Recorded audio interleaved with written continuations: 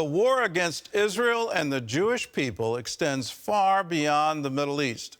Hezbollah terrorists are plotting attacks against Jewish communities in South America. Iran is also undercutting diplomatic support for the Jewish state in the region. 4 nations have removed or recalled their ambassadors to Israel. Dale Hurd reports on Iran's growing dominance right in our own backyard. Brazilian police foiled a terror attack last week against Jewish targets after a tip from Israel's spy agency Mossad. 2 members of Hezbollah were arrested. This in a region that saw horrific bombings in 1992 and 1994, both the work of Hezbollah and Iran. During a time of war in the Middle East, the growing influence of Iran and Hezbollah in Latin America creates not only a renewed strategic threat to the United States, but a fresh danger to Latin America's Jewish community. Dr. Evan Ellis is a Latin American specialist at the U.S. Army War College. If what is happening in the Middle East right now, heats up into a hot war between the United States and Iran, one can expect that Iran will seek to mobilize its proxy networks, Hezbollah and others throughout the hemisphere. And so it's not unthinkable, numerous attacks that could be undertaken against, against both Israeli and Jewish community targets and U.S. targets. Iran's influence can be seen behind the decisions of 4 Latin American nations to remove or recall their ambassadors from Israel after it attacked Hamas in Gaza. Chile, Bolivia, Honduras, and Colombia. The Bolivian government said it will cut diplomatic ties with Israel. Iran has been forging military and business alliances with dictators and corrupt leaders in Latin America for decades, most famously with Venezuela, which is helping Iran build drones and hosting camps for Hezbollah fighters and members of Iran's Quds force. Latin Americans are also getting a steady diet of anti-U.S. programming through Iran's Hispan TV, which blankets the region. Earlier this year, Brazil's socialist government ignored U.S. protests and allowed Iran to dock 2 warships in Rio de Janeiro. In Buenos Aires, Dr. Ariel Gelblung with the Simon Wiesenthal Center says the fact that Iranian and Hezbollah agents are operating freely in Latin America has Jews in the region on alert. We are all worried here in Argentina and in all Latin America about this. If they can't attack in southern Lebanon to Israel, they will try in another place. Their worries, of course, to protect the Jewish community in this country. Latin America has become a win-win situation for Iran as it builds profitable alliances for itself while helping strengthen governments that are hostile to the United States and to Israel. Dale Hurd, CBN News. Ellie Kohanim joins us now from Washington, D.C. She's the former U.S. envoy to combat anti-Semitism and a CBN News contributor. So how is Iran able to make inroads and make common cause with South American nations? It just seems amazing to me. Gordon, first of all, it's wonderful to be with you, a real honor. And it is shocking to understand the Islamic Republic's penetration of South America, Latin America, right on our doorsteps here. The Iranians have had a long-term presence through their terror proxy, Hezbollah, which operates in Latin America and in drugs and weapons, shady dealings for many years now.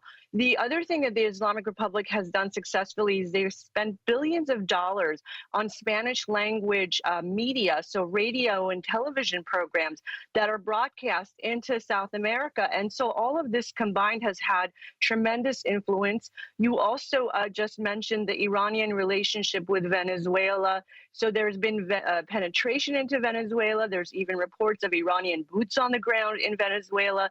It's definitely something that all Americans should be concerned about. I don't understand on the ideology why socialist leftists in Latin America would find common cause with a Islamic Revolutionary Republic. It just doesn't seem to make any sense. If the Islamists were ever to take over, the first thing they would do would be eliminate the leftists. So I don't understand the common cause. It doesn't make sense. There is this red-green alliance of leftists and Islamic radicalists all over the world. I mean, we're seeing it in Europe, and unfortunately, we're seeing it right here at home in the United States, where I believe if the left on its own is, a small minority, and the radical Islamists are a small minority, but when they join together, they become a more powerful bloc. And that is the only logical conclusion one can imagine why these two disparate groups would get together. Because as you pointed out, they have no values in common. We all know that, as an example, in the Middle East, people who identify as homosexual are hanged from the center of town from cranes routinely. They're thrown off roofs. And yet in the United States and in Western cities and in Latin America, we're seeing people who say that they support LGBTQ causes aligning with radical Islamists. So it's just a power play. It makes no sense otherwise. Well, some here are arguing the U.S. should limit support to Israel, focus on our own U.S. security. What does Iran's involvement in South America tell us about that strategy? The Islamic Republic, since 1979, grabbing power in Iran, have been very clear in their aspirations of gaining hegemony, not just through the Middle East, North Africa, but again, their radical Islamist theology and ideology is that they would really like to take over the world. And while that seems so strange to us to imagine that there are people who actually have an ideology that wishes to, conquer the entire world, that is their aspiration. They tell us this routinely. And so I believe the Islamic Republic understands perhaps that the U.S. is not paying as much attention as we should be to what's going on just south of us.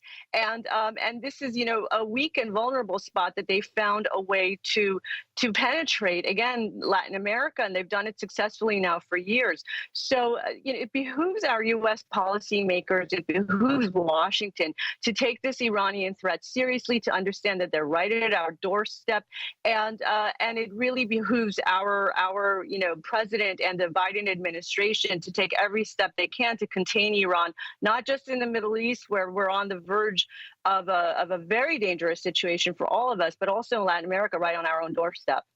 Well, let's turn to the anti-Semitism that's now, it's amazingly evident on U.S. college campuses. It's evident to such a degree that I'm frankly stunned.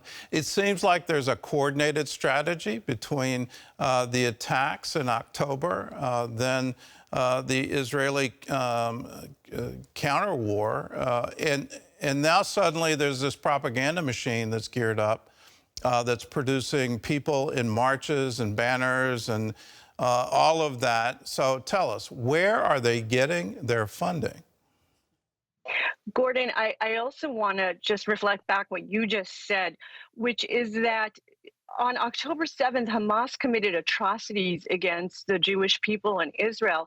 And we started to see footage of this, released to the U.S. We started to see the footage that Hamas themselves took of the atrocities they committed. And immediately afterwards, there were pro-Hamas rallies taking place on our U.S. campuses. It's just hard for us, I think, to fathom that these kids on our campuses were supporting Hamas even before Israel took any military retaliation, even before Israel had a chance to bury their dead. It's a warped sense of values that we're seeing across our campuses. And to the question of where is the funding and support coming for organizations like Students for Justice in Palestine, there's organizations like NGO Monitor and others that have been studying their finances, and what they found is that there's this very opaque web. Believe it or not, Students for Justice in Palestine does not have 501c3 status, which makes it much harder for us to track their financing. But there is a dark web of financing that NGO Monitor and others have discovered, and what they have found is that there's millions of dollars essentially coming through the Middle East, through countries like Qatar and others, not only to the student organizations, but also to our universities ourselves.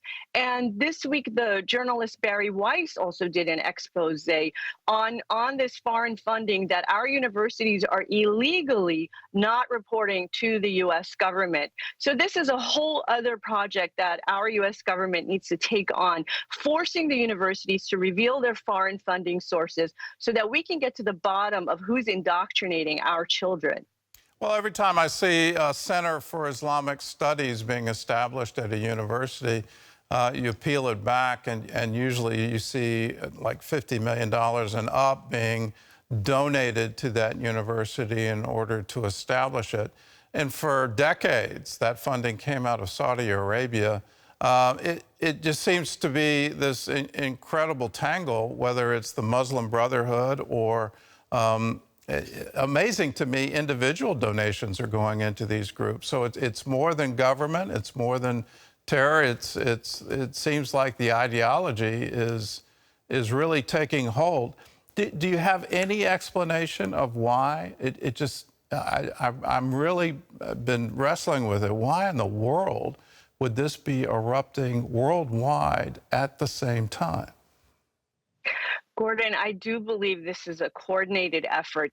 If you think back, for years we've seen these Al-Quds Day rallies that the Islamic Republic founded these Al-Quds Day rallies all across the world, and Al-Quds in Arabic means Jerusalem. So they would have these hate fests every year on the calendar that took place in European countries and sometimes in the U.S. as well more lately.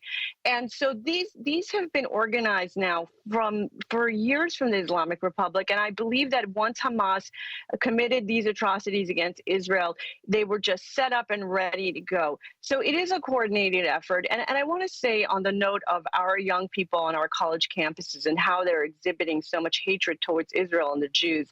Gordon, if you think about that, these kids are being told by the left that Israel is a colonialist state, that Israel is committing genocide and apartheid, and these kids are hearing this every day and they're believing it. It would make sense that they're exhibiting this hatred and venom towards Israel.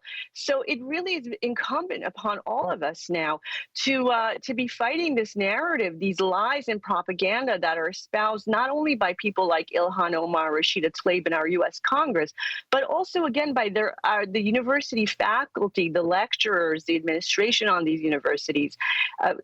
We have a lot of work to do, and I am so grateful for the Christian community in the United States that has our own universities, alternative places for children to get our kids to get educated, and so I think it's going to be a necessity for us to continue building alternatives to these institutions which have developed moral rot in them. Well, 100,000 people turned out in Paris, and I just applaud that. I think that's absolutely wonderful. And tomorrow there's a pro-Israel march planned in D.C. So tell us, how important is it for us to stand up and show up to these, to have a public display in our support for Israel? It's incredibly important, and thank you for raising it, Gordon. I'm going to be there myself. It's the March to Support Israel on the Mall in Washington, D.C. And again, I really hope that every single one of our Christian friends who can come out will come out to support Israel and the Jewish people in this great time of need that we have right now. As you know, Jewish people, the Jewish population in the United States is really quite small. And so as much support as we can get to show our leadership, to show our members of Congress, the Biden administration, and really the world over that Israel is not alone, that the Jewish people are not alone. And I think most importantly, that the silent majority would be speaking up and letting the world know that this is a war between good and evil. That is what we're facing right now. And it's time for all of us who stand with good to really speak up and be seen and be heard. Well, Ellie, thanks for joining us. Thanks for that encouragement. And just know, we stand with you. We stand with Israel. We want to show up. And no matter what, we are going to stand with you. Amen. Thank you so much, Gordon. If you want to participate in the rally, it's real simple. You can go to cbnnews.com, find out more information. Again, it's tomorrow. We'll have even more on the show later to let you know that you can march for Israel. It's in Washington, D.C. Tomorrow, 1 to 3 p.m. Eastern Time. We're going to be showing it live streamed on YouTube. So if you can't make it to D.C., you can participate online. But I encourage you to show up. That's going to what really makes the difference, and really will make a difference on Capitol Hill as people see how many people here in America support Israel. Well, as the fighting in Gaza intensifies, so do global protests. In London, Palestinian supporters continue to fill the streets. And then in Paris, we've already seen that 100,000 people took a stand against anti-Semitism. CBN Middle East correspondent Julie Stahl has the story. Israeli Prime Minister Benjamin Netanyahu came against the idea of a ceasefire in Gaza until Israel completes its mission. Netanyahu was joined by War Cabinet Minister Benny Gantz and Defense Minister Yoav Gallant. Hamas is under huge pressure. This pressure right now is increasing. They hear the tanks above the tunnels. They hear the bulldozers taking down the houses, and they know very well that they will get to them. Gallant also warned Hezbollah. However, the next day, 21 Israelis were wounded in attacks on the northern border. The citizens of Lebanon must know that if Hassan Nasrallah makes a mistake, the fate of Beirut could be like the fate of Gaza. Inside Gaza, fighting intensified. At the same time, the IDF says it's talking with the heads of the hospitals there. We opened designated routes from the hospitals in the northern Gaza Strip southbound. We are speaking with the hospital's management teams and are offering assistance to safely transport the sick and the wounded. Civilians of the northern Gaza Strip continue to answer the IDF calls and are moving southwards, despite Hamas doing everything in its power to make them stay. In an interview with the BBC, Israeli President Isaac Herzog revealed that soldiers operating in northern Gaza found a copy of Hitler's Mein Kampf in Arabic on the body of a terrorist using a civilian home as a Hamas terror base. It's the book that led to the Holocaust and the book that led to World War II. He even marked, he wrote notes, he marked and learned again and again Adolf Hitler's ideology of hating the Jews, of killing the Jews, of burning the Jews, of slaughtering the Jews. This is the real warrior act. Demonstrations are taking place in Europe and the U.S. Some 300,000 pro-Palestinian protesters marched through the streets of London as Britain celebrated victory in World War I. In Paris, more than 100,000 people marched to protest anti-Semitism that has soared since the Hamas attacks on October 7th.